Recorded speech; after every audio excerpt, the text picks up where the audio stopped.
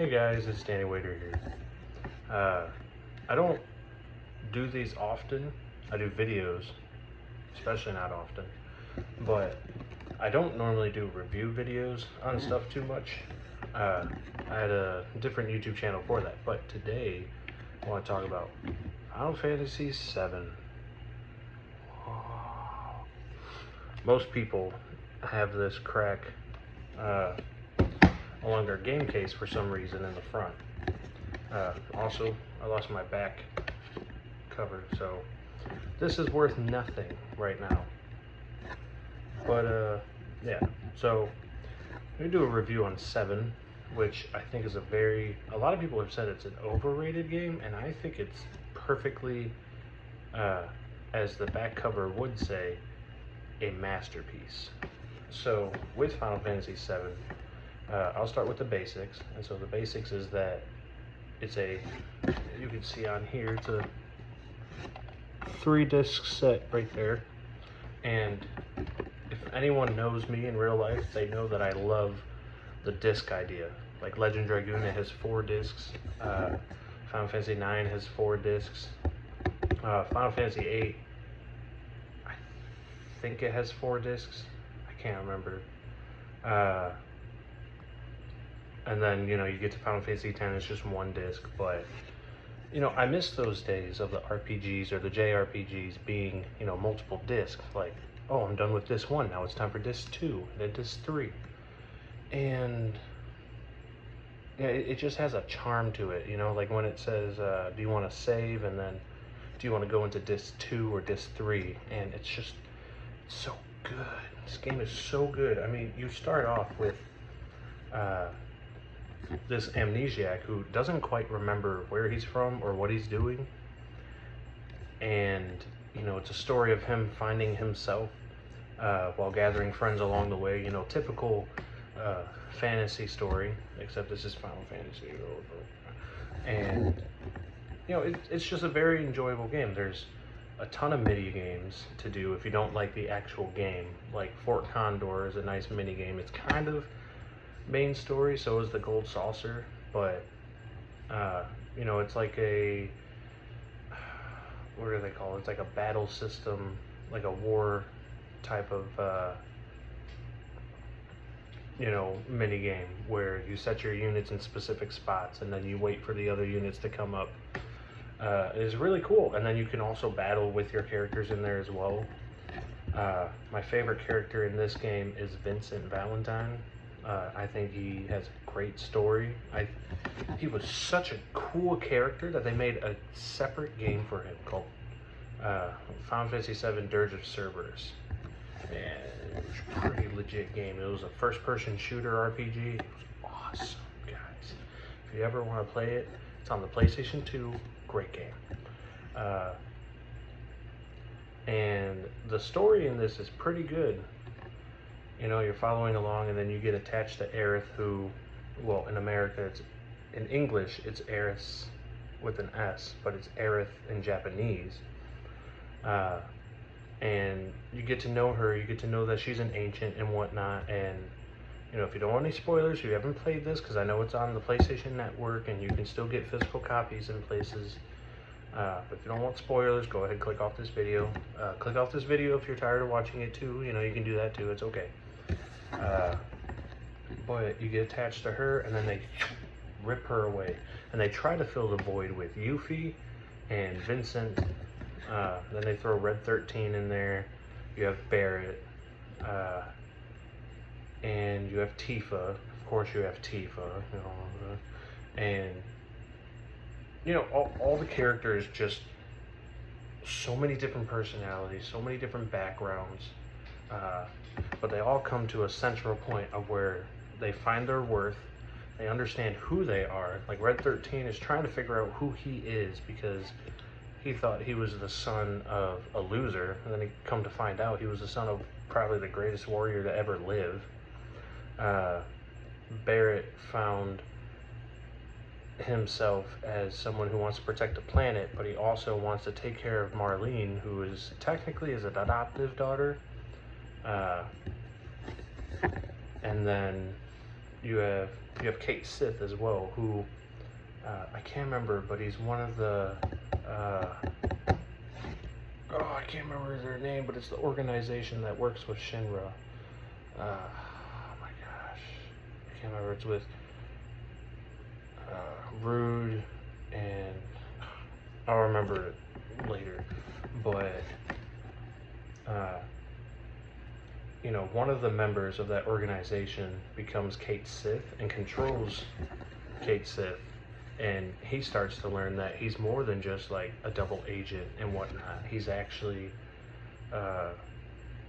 he wants friends. He doesn't want to be in the shadows. He wants to be known, he wants to be cared for, and he wants to be a part of the team. Because at Shinra, as Kate Sith, he's kind of alone, he's separated. Nobody really talks about it. The game doesn't really talk about it, but it's a really good story for him too, really good redemptive story. The Gold Saucer, I mentioned that a couple minutes ago. The Gold Saucer is probably one of the best things in Final Fantasy VII because of the chocobo racing, and of course you got other mini games and whatnot, and you have the battle arena, which is really cool, and that's how you get Omni Slash, by the way.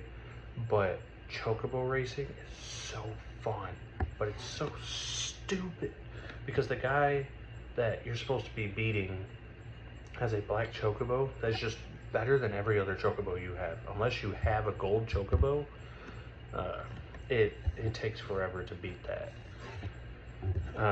And the next thing, and I don't have notes, as you can see. Every single one of my videos is just no notes because that's not how I am. I don't do notes.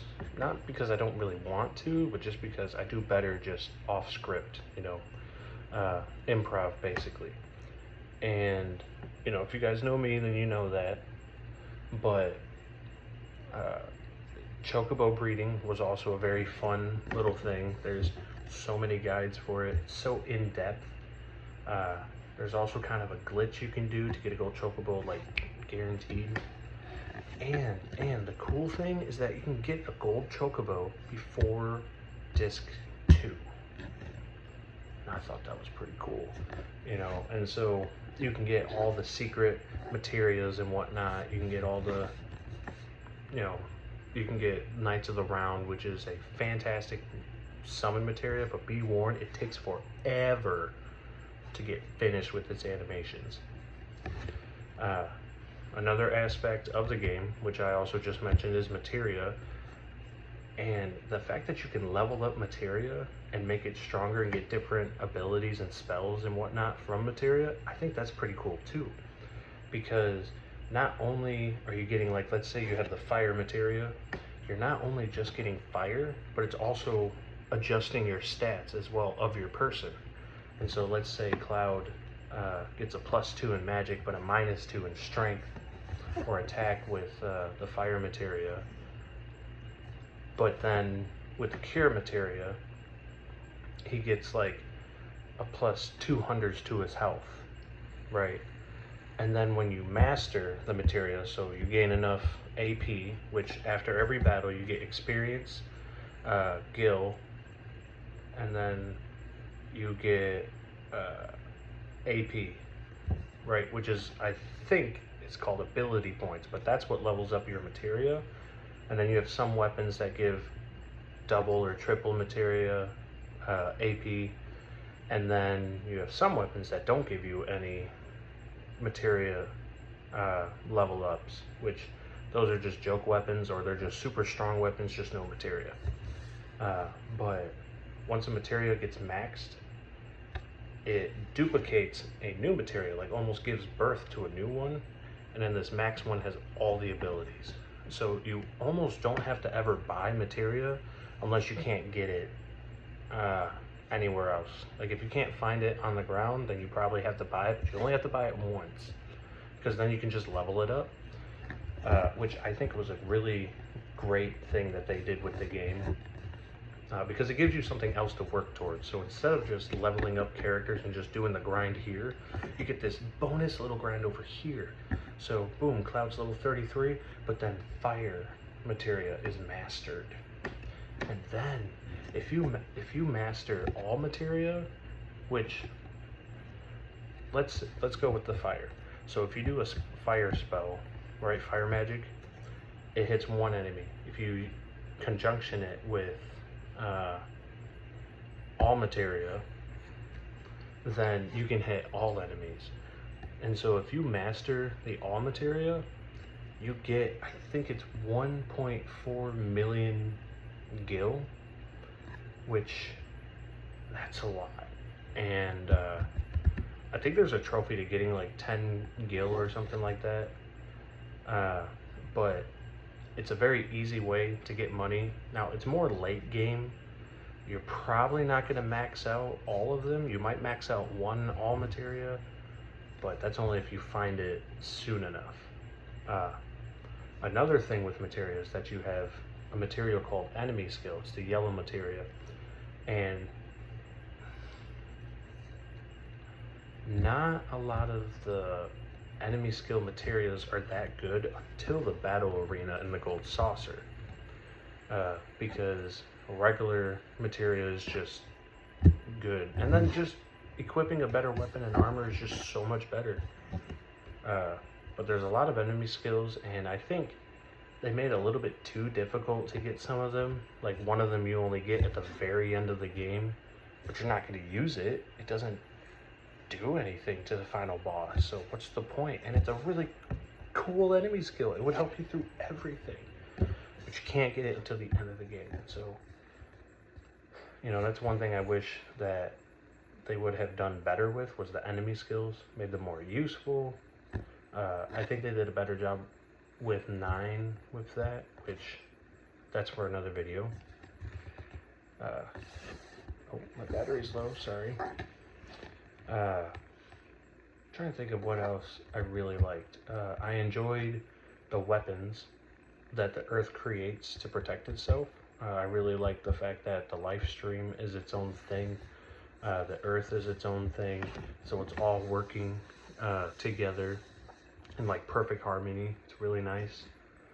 I think Sephiroth is one of the best villains ever made, because he was born from an alien's cells, but he also discovers who he is, and that makes him break, and that makes him just go crazy and just want to, you know, scour the universe and just destroy everything pretty much, because, you know, he deems himself as an abomination. And so he doesn't think anyone else is worthy of existing, because he may view himself as an abomination, but he views himself as the perfect abomination. And I think something with the Jenova cells also messed him up as well.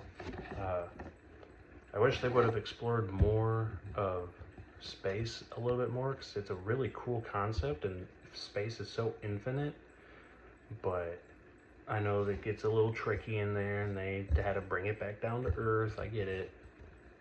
But I really did like Sephiroth's character. I like Jenova's character. I think the pacing of the game was pretty good as well. I think overall everything kind of was, you know, at a good pace, you know. One big gripe that I have is that at the end of the game, Cloud discovers who he is, and it's no different than Zack. I did not like how they made him discover himself, and then he just decided to be Zack pretty much. And, you know, I didn't really enjoy that. I didn't enjoy that Cloud didn't become who he is, and now with the remake, it seems like they're giving him a little bit more personality. Excuse me, I had to rub my eye. And so it's not necessarily he's just a blank slate and he's copying off of Zack, and then he becomes Cloud Zack Strife. But I need to play Rebirth, which I haven't yet, but I'm excited to. And yeah, so I really didn't like Cloud's development. I think everyone else had better development overall. I think even Tifa had development, and the creators of Final Fantasy VII just gave her only one thing to develop, you know. So, let's see. Is there anything else that I think I touched on everything that I wanted? You know, like I said, the chocobos were great. I love the chocobos. I love the fact that you can breed them and then you can just run across the whole map. That's awesome. The high wind is cool. The music was great. There were some scores that I was like, but for the most part, I thought all the enemy designs were great. I thought all the boss designs were great. I think all the summons are great. It's sad that some of the summons aren't useful anymore by the time you get them. Like Titan, you get Titan, and it's a really cool looking summon, but it's whatever. It's not usable. I think it's Typhoon or Typhon. That one's pretty cool. I think it's pretty usable occasionally, but nah, Hades is more usable than that one.